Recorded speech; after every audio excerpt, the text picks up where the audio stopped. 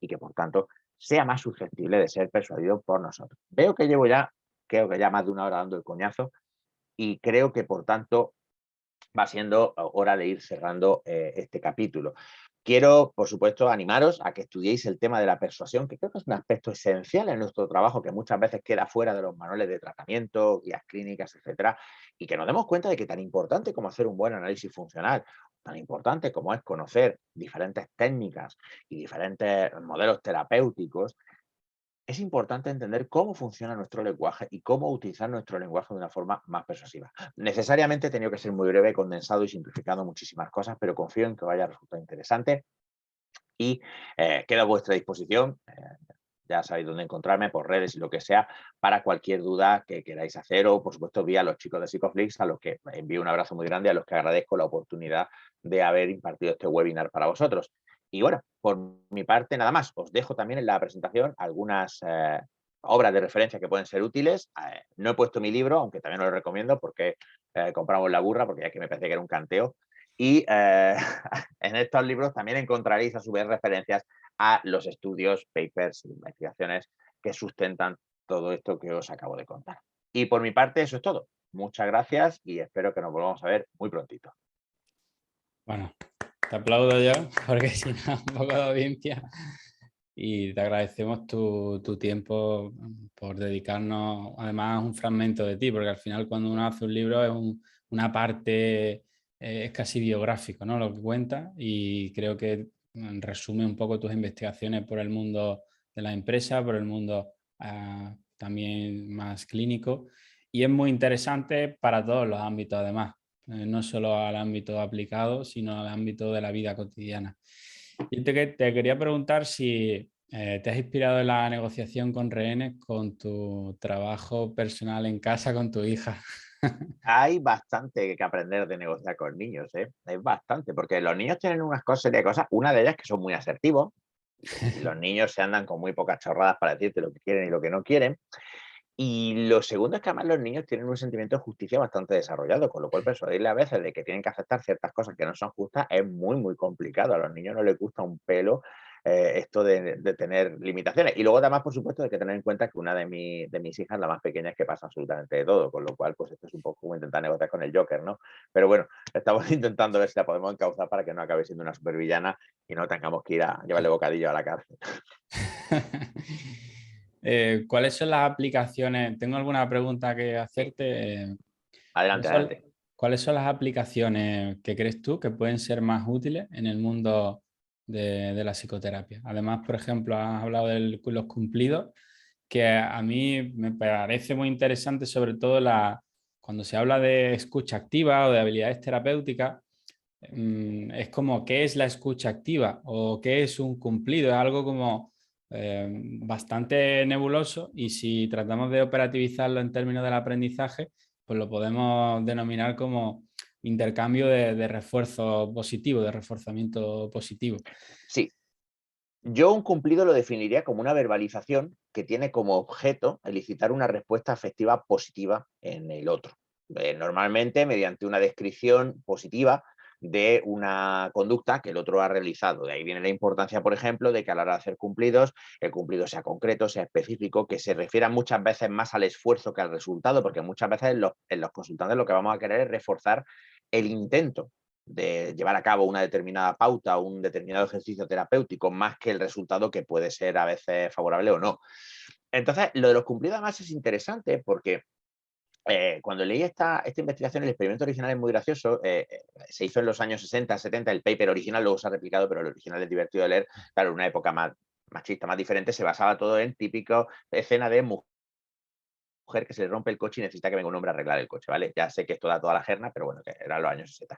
El caso es que había tres condiciones. En una, la mujer sencillamente agradecía la ayuda del sujeto experimental y pim pam. En otra, la mujer agradecía la ayuda del sujeto experimental, elogiando de forma concreta y realista los esfuerzos que la persona hubiera llevado a cabo por encontrar la avería. Y en la tercera, la mujer tenía instrucciones de ser exagerada, de hacer elogios que incluso la persona que los recibía se diera cuenta que eran falsos. Por ejemplo, un tío que parase, intentase ayudarle, no diese con el cable que se había soltado y aún así todo la tía decirle, se nota que de todas formas sabe un montón de mecánica, bueno, no me va a arreglar el coche, pero tú se nota que encontraron un huevo. Y el tío pensando, pues habla, si yo no tengo ni idea de lo que estoy haciendo. Aún así, todos estos sujetos valoraban más positivamente a la mujer, luego, cuando se les preguntaba acerca de sus simpatías, su atractivo, etcétera, que los que habían recibido mensajes neutros. Porque nosotros en parte podemos utilizar esto para crear una sensación de competencia, una percepción de autoeficacia en el consultante.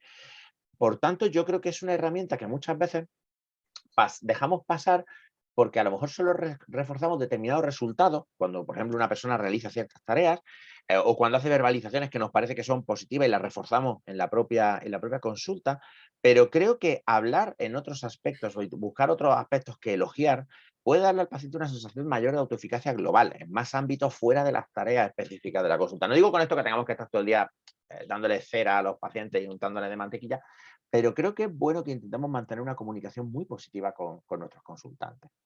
Totalmente. De hecho, sabemos que aumenta la adherencia terapéutica, pero siempre que sea contingente, porque si no podemos perpetuar un comportamiento problemático, ¿no? Visto en términos de Exacto. FAP. Imaginaos a alguien que siempre busca el cumplido, ¿no? O la típica persona que postea en redes sociales que busca pues, esa atención social. Pues en ese caso habría que redirigirlo, incluso extinguirlo, castigarlo. Pero sí que es cierto, y aquí es la pregunta, ¿crees que vivimos en una sociedad donde premiamos lo bueno o siempre nos enfocamos en el fallo, en el error, en la crítica? Yo Y creo, yo creo que yo creo que nos enfocamos en todas las cosas equivocadas en ambos extremos. Soy muy pesimista. A ver, ¿a qué me refiero con esto? En primer lugar, estoy de acuerdo contigo en que yo veo una mayor propensión a la crítica porque en general lo negativo tiene más saliencia. Quiero decir, hay una coña que a mí me encanta, pero que creo que es absolutamente cierta, que es que la mejor forma de averiguar algo es no es preguntar en un foro, es poner una respuesta que tú sabes que es incorrecta y esperar a que te corrija. Porque parece que no podemos dejar pasar nada malo sin dar nuestra opinión de mierda o nuestro comentario. Pero por otro lado, también tendemos a elogiar cosas que superficialmente pueden ser aparentes. Esta conducta que tú describes, pues la típica foto de postureíto, de ponerte estupendo en la playa y tal, para que te den muchos likes, cuando en realidad la gente lo que está reforzando ahí es muchas veces el comportamiento de estar una hora tirándote fotos hasta que sale la foto perfecta, o el tener, como a veces se ve, ¿no? En ciertas Instagrames, ¿no? Al novio o al asistente ahí haciéndote fotos esclavizadas mientras tú estás ahí posando. Con lo cual yo creo que no reforzamos comportamientos que están o deberían estar quizá más alineados con nuestros valores. Por ejemplo, también ahí entra mucho, esto ya otro melón, la predominancia del contenido audiovisual o puramente visual sobre a lo mejor pues un contenido más reflexivo o un contenido más basado en la conducta de, pues, no sé, conductas prosociales, etcétera, etcétera, etcétera. Entonces, que es un melonazo. Yo todavía estoy muy dividido sobre si las redes sociales son buenas o malas, la verdad, Juanjo. No te sé decir. Pero sí sé que se tienden a premiar los extremos, que eso es una cosa que a mí no me gusta mucho. Que se tienden a premiar conductas tanto extremas en lo positivo en cuanto al aspecto, etcétera, como en lo negativo, la crítica incesante, el acoso que a veces se puede llevar por un comentario desafortunado, etcétera.